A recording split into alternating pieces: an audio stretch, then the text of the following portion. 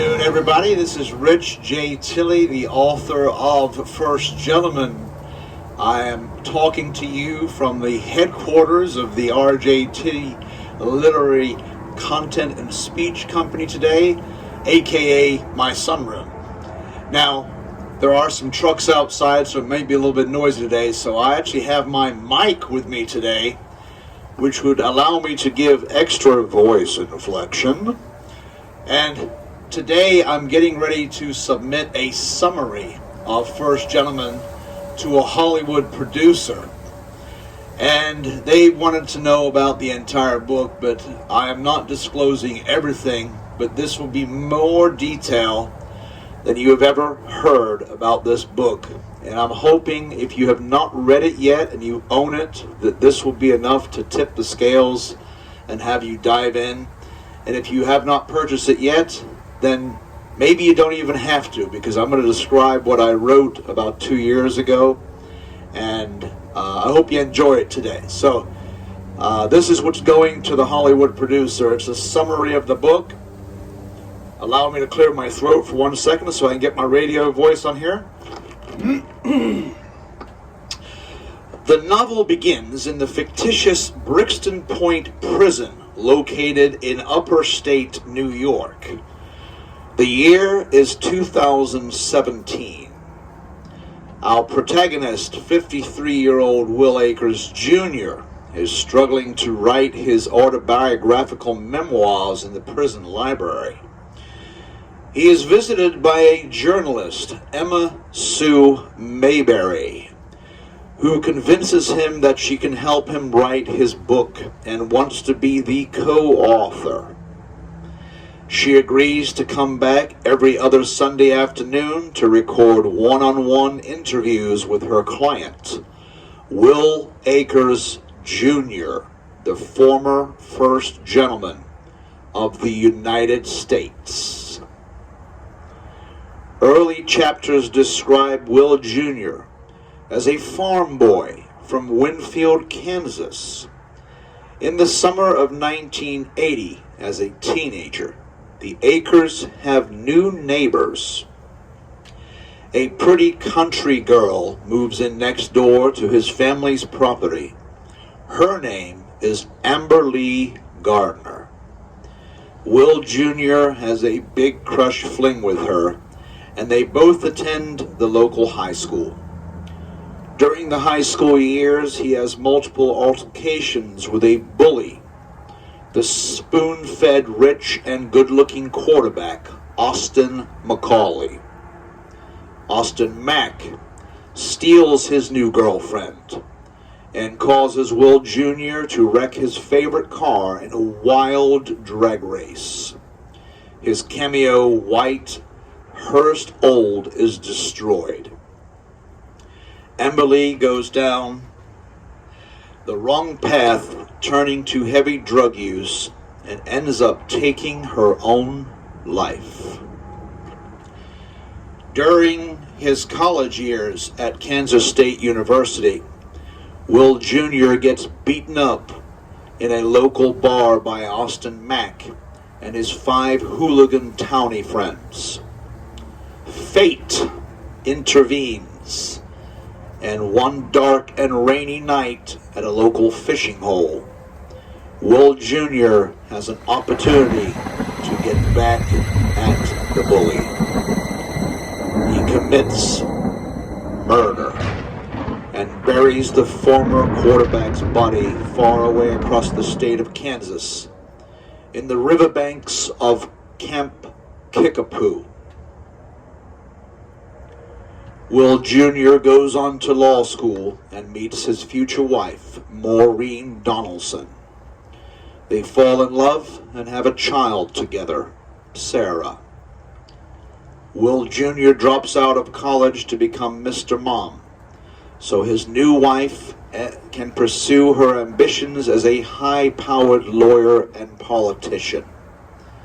She follows a traditional path from lawyer to state representative to attorney general to lieutenant governor, and eventually becomes the governor of Kansas.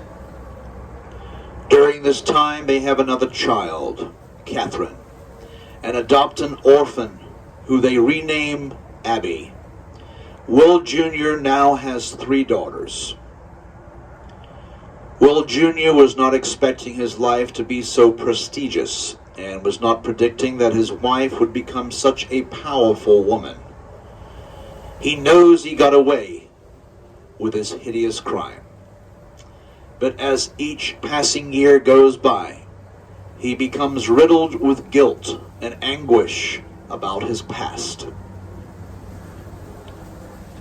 In 2015, Maureen Donaldson runs for president as a Republican and amazingly was victorious in the 2016 presidential election.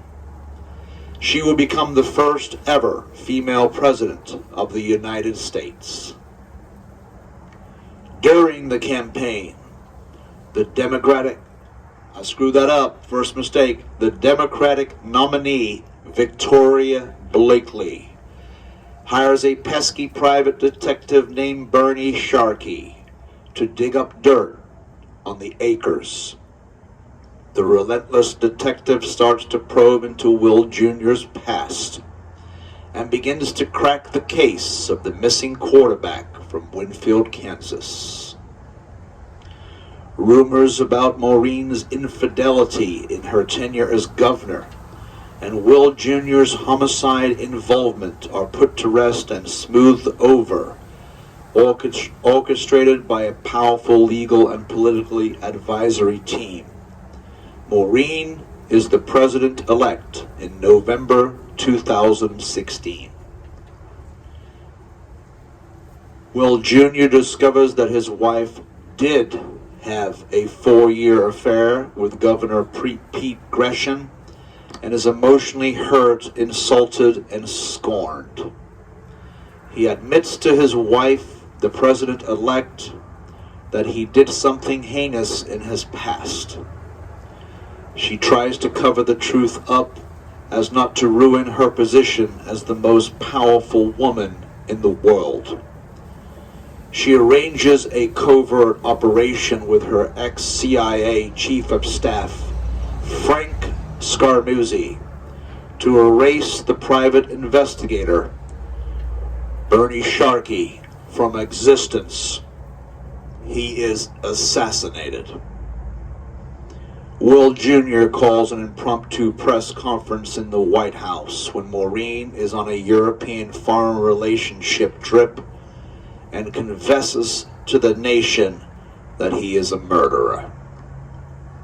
The ensuing chaos brings down the new administration, and Will Jr. is served a 9-year prison sentence in a white-collar prison, Brixham Point. On completion of their novel together, Emma Sue Mayberry visits Will to show him the final product. When she pulls up to the parking lot, she is met with the police vehicles and flashing ambulance lights. She witnesses an unknown body being wheeled out in a black body bag of the prison entrance on a medical gurney. In poetic justice, Will Jr. has slashed his own neck in the shower with a homemade toothbrush shiv and has taken justice into his own hands. That is a lot of the story, and that's why I have sold over 500 copies of First Gentleman on the way to 10,000. My dream is for this to become a movie, and the dream is starting to become reality, so I can get to my end goal of 1 million sales. I will not stop until I get it. If you have the book, is this enough for you to pick it up and read the missing pieces that I did not disclose today? It's even better than what I just read. First Gentleman is available on Amazon. I've reduced the price to $11.95 for the paperback, and it's only $3.99 for the Kindle, folks.